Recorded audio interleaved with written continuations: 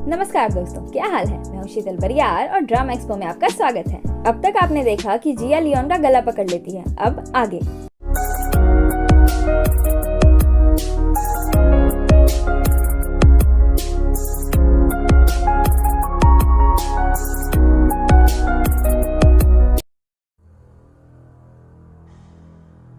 कहानी 12 घंटे पीछे जाती है, जहाँ एक आदमी इतना प्यासा होता है कि घर का सारा पानी खत्म करने के बाद वॉशरूम के कमोड से पानी पीने लगता है और वहीं मर जाता है।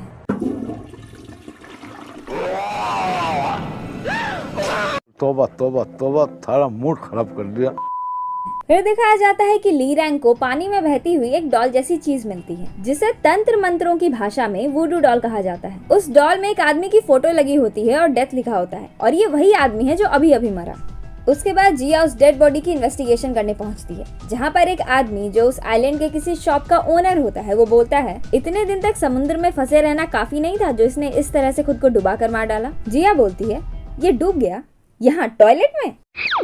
वो आदमी बोलता है मैंने खुद इसे उस कमोड से निकाला है, जरा इसके फुले हुए पेट को देखो, इतना पानी पीने की वजह से ही इसका पेट इतना फुला है। फिर वो बताता है कि द गैलेक्सी नाम के एक फिशिंग बोट में ये भी मिस्टर सीओ के साथ समुद्र के बीचों बीच इतने दिनों तक अटका रहा था, और सिर्फ यही नहीं, मिस्टर सीओ के साथ इसे मिलाकर टोटल 4 लोग थे। फिर वो आदमी पुलिस को कॉल करने के लिए जाता है, तभी लियोन वहाँ आता है और बोलता है इस बॉडी से सड़ी हुई मछली की तरह बदबू आ रही है। जिया बोलती है लेकिन ये बॉडी तो अभी तक डिकम्पोज होना शुरू भी नहीं हुई है। फिर लियोन उस बॉडी की इन्वेस्टिगेशन करता है, जिसमें उसे उस बॉडी की मुट्ठी से बालों का गुच्छा मिलता है। वो उसे सूंघ कर बताता है कि इसमें समुद्र की और थोड़ी थोड़ी मिस्टर सीओ के घर की रजाई या फिर लिहाफ कह लो जैसी खुशबू आ रही है।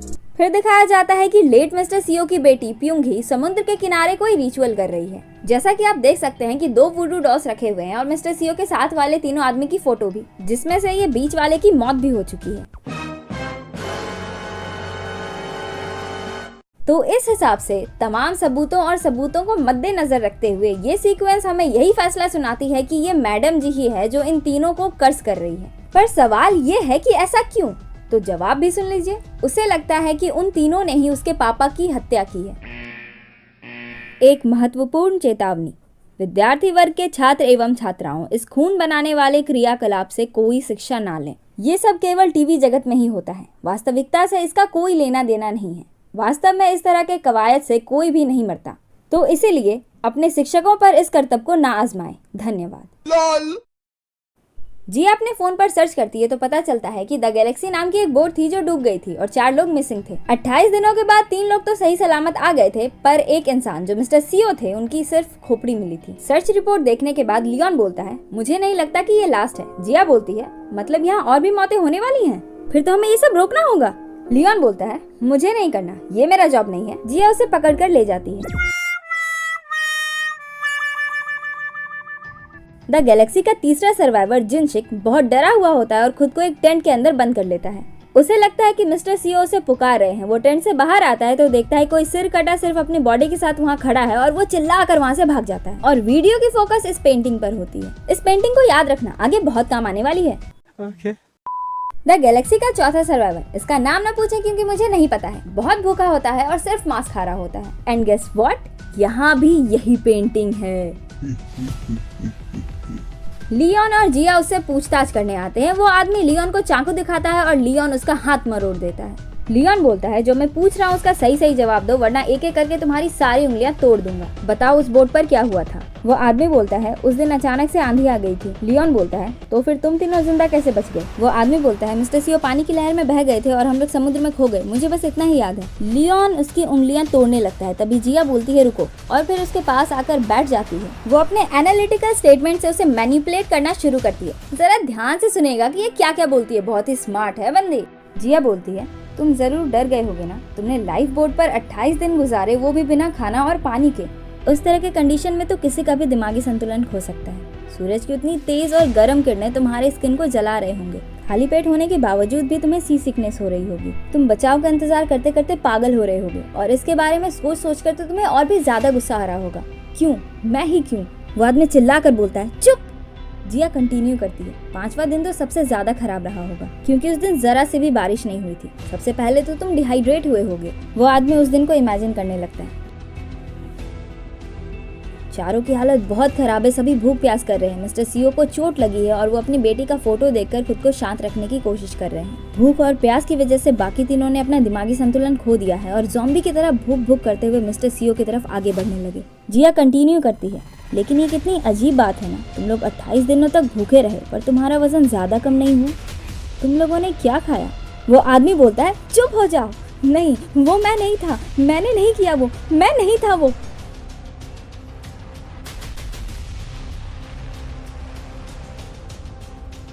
वो लोग मिस्टर सीओ को मारकर खा जाते हैं। Oh, what a damn story, goosebumps, mummy. वो आदमी पागलों की तरह हंसने लगता है, फिर अचानक से उसके मुंह में कुछ अटक जाता है और वो उसे निकालते निकालते मर जाता है। जिया जब उसके हाथ को चेक करती है तो उसमें भी एक बालों का गुच्छा होता है और यहाँ प्योंग ही दीदी अभी तक यहीं बैठी हुई है और अपने पापा को याद करते हुए रो रही है। तभी ली रैंग वहाँ आता है और बोलता है, रोना बंद करो, तुम्हारी इच्छा पूरी हो गई है, अब सिर्फ एक ही बचा है, पर तुम मुझे इसके बदले में क्या दोगी? उधर आफ्टर लाइफ इमिग्रेशन वाली लेडी बहुत ही गुस्सा हो रही होती है क्योंकि जो लोग डेथ लिस्ट में नहीं होते हैं उनकी मौत हो रही होती है। वैसे इस लेडी का नाम तेल्यूपा है। मैं क्या करूं, फिर जॉब छोड़ दूं?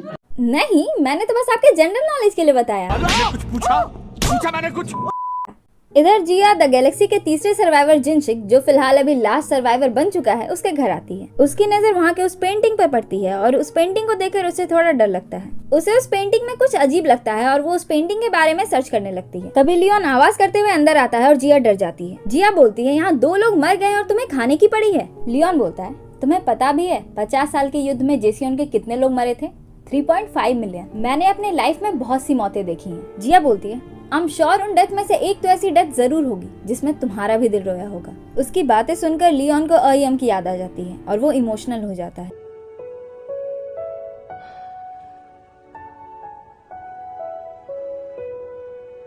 डैम दीस हमारी अधूरी कहानी। जिया, तुम लियोन को इमोशनल होते रहने दो, फिलहाल वो किसी काम का नहीं है। तुम जरा ये पता लगाओ कि इस पिक्चर में डिफरेंस क्या है। नहीं। फिर पता चलता है कि वो पेंटिंग एक ड्रैगन किंग की है और फाइनली डिफरेंस भी पता चल जाता है। पेंटिंग में ड्रैगन किंग के ड्रैगन का पैर ही नहीं होता एंड अकॉर्डिंग टू देम जिस ड्रैगन का पैर नहीं होता वो ड्रैगन नहीं बल्कि एक स्नेक है, यानी कि सांप, जिसे ये लोग इमोगी बुलाते हैं। और ये कोई ऐसा वैसा सांप नहीं है, ये एक बहुत ही ज्यादा शक्तिशाली सांप है। हम मालूम है, तेरे बाप को मत सिखा, चल। ली रैंग जंगल के बीचों बीच किसी जगह पर आता है जहाँ पर बंद कुएं जैसा कुछ होता है। एक जादूगरनी टाइप की लेडी वहाँ उससे मिलने के लिए आती है। वो दोनों उस कुएं में सालों से बंद पड़े किसी जंतु को जिंदा करने की बात कर रहे होते हैं, जिसके लिए उन्हें कोई रिचुअल करना होगा और साथ ही किसी खास आदमी की बलि भी देनी होगी। समझ रहे हो आप? समझ रहे हो? दरअसल सालों पहले जब लियोन माउंटेन गॉड था तब उसकी फाइट किसी बहुत ही बुरे और पावरफुल इमोगी के साथ हुई थी। उसने उस इमोगी को इसी में मारकर डाल दिया था जो अभी तक यहीं बंद है। और एक राज की बात बताऊं, ये इमोगी समहाउ आईएम की मौत से कनेक्टेड है, पर वो कैसे ये आपको आगे के एपिसोड्स में पता चलेगा। चलिए अब एपिसोड पर आते हैं। जादूगरनी बोलती है, आपको पता है ना कि अगर ये जिंदा हो गया तो आपका भाई नहीं बच पाएगा। फिर वो ली रैंग से वो मोस्ट अवेटेड क्वेश्चन पूछती है जिसका आंसर हम सब जानना चाहते हैं कि वो लियोन से इतनी नफरत क्यों करता है। चलो माना कि लियोन ने आईएम की वजह से अपने भाई को छोड़ दिया, पर ये उतना बड़ा भी तो रीजन नहीं है जिस वजह से ली रैंग उसे मारना चाहे, राइट? लेकिन ली रैंग का आंसर जानने से पहले चलिए एक बार जिया और लियोन की तरफ नजर मार कर आते हैं। पता नहीं दोनों चिंदी क्या कर रहे होंगे। ये देखो, ये रहे दोनों। लियोन बोलता है, जल्द से जल्द इस आइलैंड को छोड़कर चलो, मैं सेंस कर सकता हूँ कि यहाँ कुछ बहुत ही बुरा होने वाला है, तुम्हारी जान भी जा सकती है। पर जिया कहाँ मानने वाली है, वो आइलैंड को छोड़कर जाने से इनकार कर देती है। उधर ली रैंग जादूगरनी को बताता है कि मेरा भाई सिर्फ नाम का माउंटेन गॉड था, वो किसी की भी परवाह नहीं करता था, पर पता है क्या, वो एक एप्पल भी शेयर करता था ना तो मुझे हमेशा बड़ा वाला भाग दिया करता था। पर एक दिन जिस हाथों से वो मेरे लिए एप्पल काटा करता था उसी हाथों से उसने मेरे इस पेट को काट दिया। जो लियोन मुझसे इतना प्यार करता था उसी ने मेरी जान लेनी चाहिए।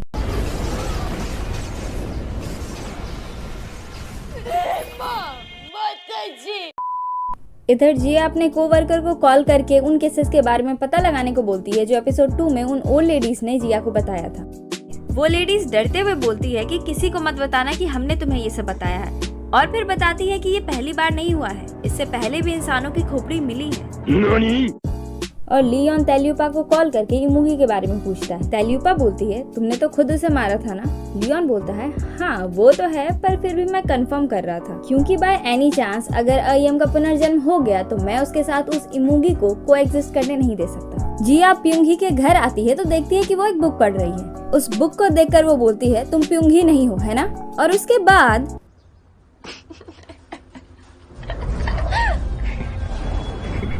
अरे फिर से ली रैंग। ये हमेशा अपना भेस बदलकर जिया को ट्रिक करने की कोशिश करता है, पर बेचारा कर ही नहीं पाता। एनीवे, उस बुक को ली रैंग के पास देखकर जिया जान जाती है कि द गैलेक्सी के सर्वाइवर्स को उसी ने मारा है, क्योंकि वो बुक मोबी डिक नाम की एक नॉवेल है जो ट्रू इवेंट पर बेस्ड है। इसकी कहानी 19th सेंचुरी के एक डूबते शिप की है, जिसमें एक आदमी एक स्पर्म व्हेल से बदला लेना चाहता था क्योंकि उसने उसका घुटना काट लिया था। उधर लियोन शॉप ऑनर के घर जाता है और वहाँ भी उस पेंटिंग को देखता है। फिर वो फोर्सफुली उससे उस पेंटिंग के बारे में पूछता है। इधर ली रैंग बोलता है पर मेरे पास इन लोगों को मारने का कोई मोटिव ही नहीं है, तो मैं इन्हें क्यों मारूंगा? जिया बोलती है ये सब तुम हमें सिर्फ डिस्ट्रैक्ट करने के लिए करे हो, शायद इसलिए ताकि तुम अपने यहाँ आने का रियल रीजन हमसे छुपा सको। ली रैंग बोलता है वो हो, तुम तो कुछ ज्यादा ही स्मार्ट हो। अब जब तुमने सही जवाब बता ही दिया है तो मुझे तुम्हें रिवॉर्ड देना चाहिए। और फिर उसके पेरेंट्स के फोटो को उसके बैग से निकाल कर बोलता है मैं इन्हें तुम्हारे लिए ढूंढ सकता हूँ। उधर वो शॉप ऑनर लियोन से बोलता है एक लेडी हम सभी गांव वालों के अच्छे भाग्य के लिए मेन लैंड से इस पेंटिंग को लेकर आई थी and is talking about that lady shaman, वो जादूगरनी आंटी। उसके बाद लियोन अपने मैजिक से उसके दिमाग से अभी की सारी यादें मिटा देता है और ऐसा प्रिटेंड करता है जैसे कि वो उसके दुकान में कुछ लेने के लिए आया है। वो शॉप ओनर उसे बताता है कि एक प्रिटी बॉय आया था जो प्योंगी दीदी के घर का पता पूछ रहा था। लियोन समझ जाता है कि वो ली रैंग की बात कर रहा है। इधर ली रैंग जिया को बोलता है क्या मैं तुम्हारी ये विश पूरी कर दूं, तुम्हारे पेरेंट्स को ढूंढ दूं? पर जिया मना कर देती है। जाते जाते ली रैंग बोलता है लियोन पे ज्यादा विश्वास मत करो, क्योंकि अगर उसे वो मिल गया जिसकी वो तलाश कर रहा है तो तुम्हारी लाइफ मिजरेबल हो जाएगी। और फिर वहाँ से चला जाता है। लियोन दौड़ता हुआ वहाँ आता है। जिया बोलती है वो ऑलरेडी जा चुका है। वैसे आइलैंड छोड़ने की एडवाइस जो तुम मुझे दे रहे थे वो खुद अपनाओ और आइलैंड छोड़कर चले जाओ, क्योंकि तुम्हारा भाई कुछ बहुत ही बड़ा करने वाला है। लियोन बोलता है मैं तो उसी का इंतजार कर रहा हूँ। इधर लियोन का वो फॉक्स फ्रेंड खाना खा रहा होता है और सामने वाली टेबल पर बैठी उस लड़की को देख रहा होता है। इस लड़की का नाम है कियूरी। एक्चुअली ये भी एक फॉक्स है जो ली रैंग के लिए काम करती है और ये बात उन्हें नहीं पता है। इनके लिए ये एक अजनबी है जो दूसरे देश से आई है। इधर लियोन और जिया खाते खाते बातें कर रहे होते हैं। बातों बातों में लियोन जिया से पूछता है कि तुम अपने पेरेंट्स को क्यों ढूंढ रही हो? जिया बोलती है क्योंकि मैं उन्हें मिस करती हूँ। लियोन बोलता है मेरा भी सेम है, मैं भी उसे मिस करता हूँ, इसीलिए उसका इंतजार कर रहा हूँ। और तब जाकर जिया को पता चलता है कि लियोन किसी लड़की से प्यार करता था जिसकी मौत हो चुकी है और वो उसके पुनर्जन्म का इंतजार कर रहा है। चिंदी, ये सब तो हमें एपिसोड 1 में ही पता चल गया था। शह, क्या स्मार्ट लड़की बनेगी रे तू। उधर कियूरी और लियोन का फॉक्स फ्रेंड, वैसे इसका नाम क्या है? को शिंजो। शिंजो पहाड़ों के ऊपर जंगल के पार देखो कौन अपने शहर आया यार। अरे ये नहीं, ये शिंजो। को शिंजो, शिंजो नहीं, शिंजो। हाँ, तो यूरी शिंजो के पास आकर उसे किस करती है, फिर उसे गन दिखाकर उसका लॉकेट लेकर चली जाती है। गन देखकर शिंजो की फटके चार। वो लियोन को कॉल करता है और सारी बातें बताता है। एक्चुअली इस लॉकेट की वजह से शिंजो जानवरों से बात करता था, इसलिए वो लियोन को बोलता है प्लीज तुम यहाँ आ जाओ और मुझे मेरा लॉकेट दिलवा दो। एंड लियोन भी लाइक तो इधर जान जा रही है। धत पगले, जाकर खुद से नहीं ला सकता, फोन रख। जादूगरनी आंटी अपना रिचुअल स्टार्ट कर चुकी है। जैसा कि आप देख सकते हैं कि इस आंटी ने इतने सारे बैम्बूस पर व्हाइट कपड़ा बांध दिया है और प्रार्थना जैसा कुछ कर रही है। इधर लियोन की नजर एक पेड़ के टूटे हुए टहनी पर पड़ती है। वो उसे अपने मैजिक से ठीक कर देता है और बैंडेज के तौर पर एक रुमाल बांध देता है। जिया का को एम्प्लॉय जेवॉन उसे बताता है कि वो ओल्ड लेडी सच बोल रही थी। ऐसे केसेस पहले भी 4 बार हो चुके हैं और चारों बार की विक्टिम 4 औरतें थी। पहला केस 1954 में हुआ था। ईयर 1954 सुनकर जिया को गार्डियन ट्री स्पिरिट की बात याद आई। कोरियन वॉर जो 1950 से लेकर के 1953 तक चली थी, उसके बाद इस आइलैंड पर कुछ बहुत ही बुरी चीज आंधी की तरह आई थी। जिया जेवॉन के बताए सारे डेट्स नोट करती है।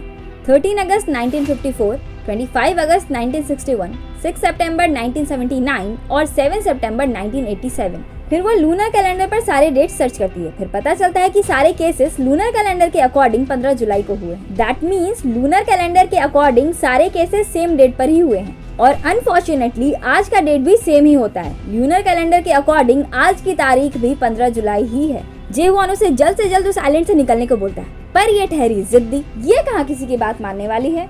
तभी द गैलेक्सी का लास्ट सर्वाइवर जिनशिक भागता हुआ वहाँ आता है और इसके आगे की स्टोरी तो आपको पता ही है। चलिए फिर भी एक बार रिव्यू कर देती हूँ, इनकेस आपके दिमाग से कुछ निकल गया हो तो। तभी एक आदमी दौड़ता हुआ वहाँ आता है। जिया उसे देखकर बोलती है, आप वही हो ना जो उस दिन लेट मिस्टर सीओ के साथ थे। ये सुनकर वो आदमी भागने लगता है। जिया उसका पीछा करती है, फिर वो उस पर हमला करता है और बोलता है, भूत कहीं की, चले जाओ यहाँ से। और ये बोलने के बाद उस पर फिर से हमला करता है। तभी लियोन बीच में आ जाता है और उसे चोट लग जाती है। फिर लियोन उसके हाथ से वो हैमर ले लेता है, उसे मारने ही वाला होता है कि जिया उसे रोक देती है और वो आदमी वहाँ से भाग जाता है। फिर लियोन जिया के चोटिल कंधे पर दवा लगा रहा होता है, फिर देखता है कि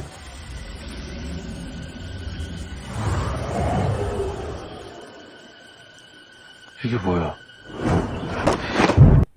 ये क्या, इसने तो इसका गला पकड़ लिया। और फिर मुस्कुरा कर बोलती है, बहुत दिनों बाद देखा यान।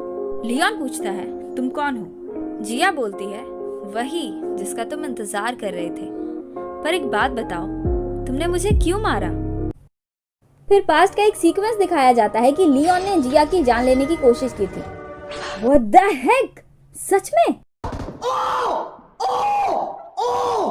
ये क्या हो गया? वाह, क्या फ्लिप क्लाइमैक्स है। एकदम से वक्त बदलती है, जज्बात बदलती है, जिंदगी बदलती।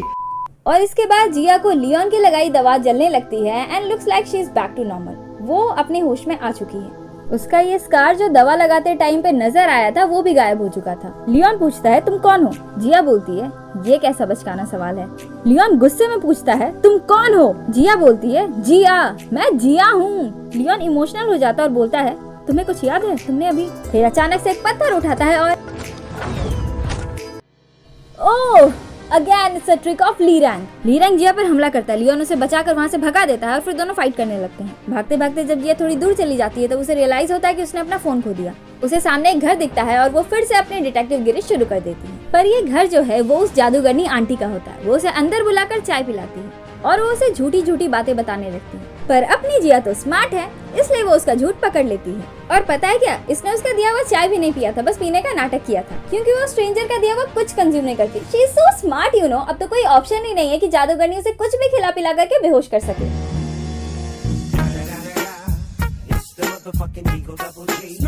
पर जादूगरनी भी किसी से कम है क्या? उसने उस चाय में कुछ नहीं मिलाया होता, बल्कि उसका ये जो अगरबत्ती है उसकी खुशबू के कारण वो बेहोश हो जाती है। KO। जिया 0 एंड जादूगरनी आंटी 10 on 10। लड़ते लड़ते जब ली रैंग का मन भर जाता है तब वो लियोन को बताता है कि उसने तो बस उसे एंगेज करके रखा हुआ था ताकि जिया को कैप्चर किया जा सके और अब उसकी बलि दी जाएगी। तुम्हारे पास बहुत कम टाइम है, अगर उसे बचा सकते हो तो बचा लो। पर एक प्रॉब्लम है, वो तुम्हारा कॉल भी रिसीव नहीं कर पाएगी क्योंकि उसका फोन मेरे पास है। लियोन तुरंत उसे ढूंढने जाता है पर उसकी सेंट भी गायब हो चुकी है। अब वो उसे कैसे ढूंढेगा? और इधर जादूगरनी भी अपना रिचुअल शुरू कर चुकी है। लियोन अंधेरा होने का इंतजार करता है और फिर वहाँ के नेचर को ऑर्डर देता है कि वो उसे जिया तक ले जाए। वो वहाँ का मास्टर था यार, इतना पावर तो वो होल्ड करता ही है। बट लुक्स लाइक वहाँ के एनवायरनमेंट पर उसकी बातों का कोई असर नहीं पड़ा। Now what? वेल, आपने ये डायलॉग तो सुना ही होगा। अगर किसी चीज को दिल से चाहो तो पूरी कायनात उसे तुमसे मिलाने की कोशिश में लग जाती है। तो यहाँ भी कुछ ऐसा ही होता है। आपको याद है वो पेड़ जिसे लियोन ने हील किया था? वही पेड़ उसके हेल्प का इनिशिएट करता है और धीरे धीरे पूरा नेचर उसकी हेल्प के लिए जुगनुओं को भेज देता है रास्ता दिखाने के लिए। इधर बलि का रिचुअल चालू है। जादूगरनी जिया को बोलती है कि पहले की भी वो 4 औरतों की बलि चढ़ाई गई थी और इस बार उसकी बारी है। फिर वो जिया को कुएं के पास ले जाकर मारने की कोशिश करती है। जिया उसे खंजर को ब्लॉक कर लेती है। जादूगरनी उसे मारने की कोशिश कर ही रही होती है और जिया खुद को बचाने की। तब तक लियोन वहाँ आ जाता है। जादूगरनी ने इवनिंग प्रिमोर से चारों तरफ एक बॉर्डर लाइन बना रखी है जिसे वो पार नहीं कर पाता। जादूगरनी की जिया को मारने की कोशिश चालू है और लियोन बेबस होकर बॉर्डर लाइन के बाहर खड़ा है। उसे बहुत गुस्सा आ जाता है, उसका नाइनटेल बाहर आ जाता है और वो अपनी शक्ति से बारिश कर देता है। बारिश के पानी से बॉर्डर लाइन धुल जाती है और वो अंदर आ जाता है। वो इतना गुस्सा होता है कि जादूगरनी पर बिजली गिरा देता है और जादूगरनी वहीं पर सुहा हो जाती है। जिया कुएं में गिरने ही वाली होती है कि तभी लियोन उसे बचा लेता है। उधर तेलियोपा को ये आभास हो जाता है कि लियोन ने किसी इंसान की जान ले ली है। जिया के हाथ में खंजर से चोट लग गई थी, इसलिए लियोन उसके चोट पर रुमाल बांध देता है। कोई मुझे ये बताओ, इसके पास इतना रुमाल आता कहाँ से है? खैर, मुझे क्या करना। जिया को अच्छी खासी चोट लग जाती है, इसलिए जिया चल नहीं पाती और लियोन उसे अपने गोद में उठाकर लेकर जाता है। जिया का खून इस कुएं में लग चुका है और बारिश की वजह से खून बहते हुए कुएं के अंदर भी जा चुका है। अब कुछ बहुत ही बड़ा होने वाला है। घर आकर लियोन शिंजो को कॉल करके सारी बातें बताता है। वो ये भी बोलता है कि जिया को आईएम के बारे में पता है और फिर जंगल का वो इंसिडेंट भी बताता है। शिंजो बोलता है, अरे तुम्हारी लव स्टोरी तो बहुत फेमस है, कहीं ना कहीं से उसे पता चल गई होगी। लियोन बोलता है, नहीं, शायद हो सकता है यही आईएम हो। फिलहाल के लिए मैं इस पर नजर रखता हूँ और देखता हूँ क्या क्या होता है। फिर वो जब अंदर जाता है तो देखता है जिया खुद को रिलैक्स करने के लिए अल्कोहल पी रही होती है और लियोन भी उसे ज्वाइन करता है। जिया बोलती है, तुम क्यों मुझे बार बार बचाते हो? जब इतनी सारी मौतों से तुम्हें कोई फर्क नहीं पड़ता तो फिर क्यों तुम मुझे हमेशा बचाते हो? क्या मेरे पास कुछ ऐसा है जिसकी तलाश तुम कर रहे हो? और लियोन को फिर से आईएम की याद आने लगती है। जिया बोलती है, चलो छोड़ो, कोई ना, पर थैंक यू लियोन। 9 साल की मैं और 30 साल की मैं, दोनों की जान तुम्हारी ही वजह से बच पाई है। मैं तुम्हारे जितना शक्तिशाली तो नहीं हूँ, लेकिन हाँ, एक वादा जरूर करती हूँ कि एक ना एक दिन मैं भी तुम्हारी रक्षा करूंगी। जिया की ये बात सुनकर उसे फिर से आईएम की याद आने लगती है, क्योंकि एक बार उसने भी लियोन से ऐसा ही कुछ कहा था। फिर आधी रात को सभी लोग कुएं के पास आते हैं और कुछ देर बाद एक बच्चे के रोने की आवाज आती है। ली रैंग उस बच्चे को किसी आदमी के पास सौंप देता है और ये बच्चा कोई और नहीं बल्कि वही इमोगी होता है जिसे वो जिंदा करने की कोशिश कर रहे थे।